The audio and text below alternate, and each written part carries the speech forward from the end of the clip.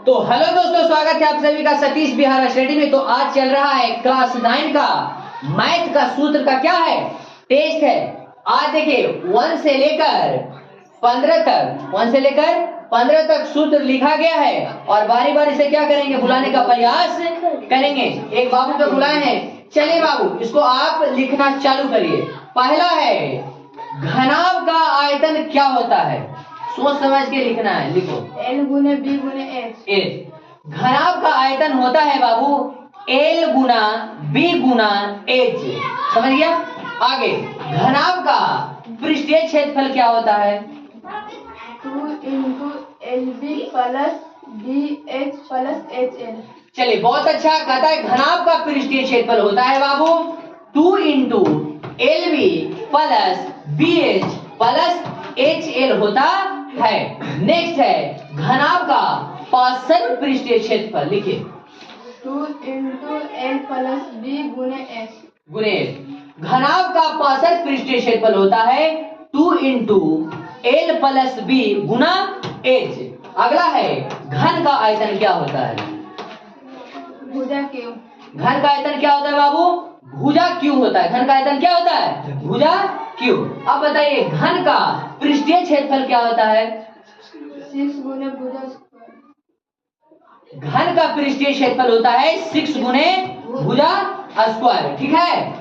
घन का पृष्ठीय क्षेत्रफल क्या होता है 6 गुने भुजा स्क्वायर, कोई दिक्कत। घन का पार्श्व पृष्ठीय क्षेत्रफल क्या होता है 4 गुने भुजा स्क्वायर।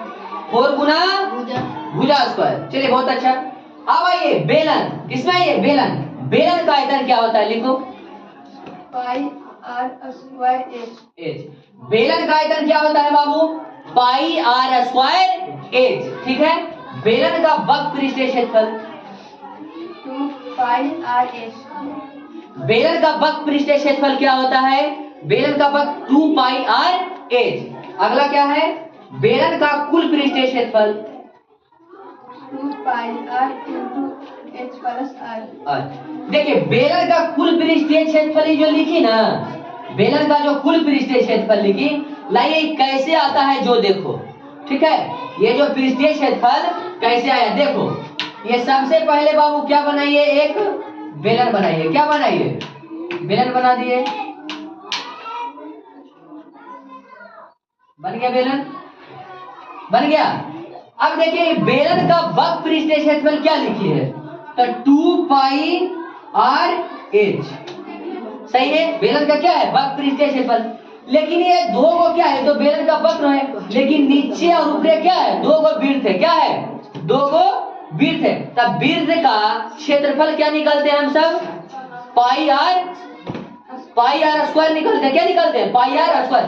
तब एक वही है एक वो है, तब प्लस क्या हो जाएगा 2 पाई आर स्क्वायर, हो गया। अब देखो बाबू ये दोनों में कॉमन क्या है, ये दोनों में कॉमन कौन है, तो 2 है, 2 इसमें भी है, पाई इसमें भी है, पाई इसमें भी है, क्या है, सही है कि नहीं। आर इसमें भी है, आर इसमें भी, तो 2 pi R into H plus R. तो क्या बोलेंगे कि जो बेलन का कुल पृष्ठीय क्षेत्रफल होता है क्या होता है 2 pi R into H plus R. तो रटने क्या सकता है, अगर नहीं भी है तो इस ढांचे से निकाल लेंगे। आगे लिखिए बाबू। अब चलिए शंकु का आयतन क्या होता है, लिखो 1/3 पाई R स्क्वायर H।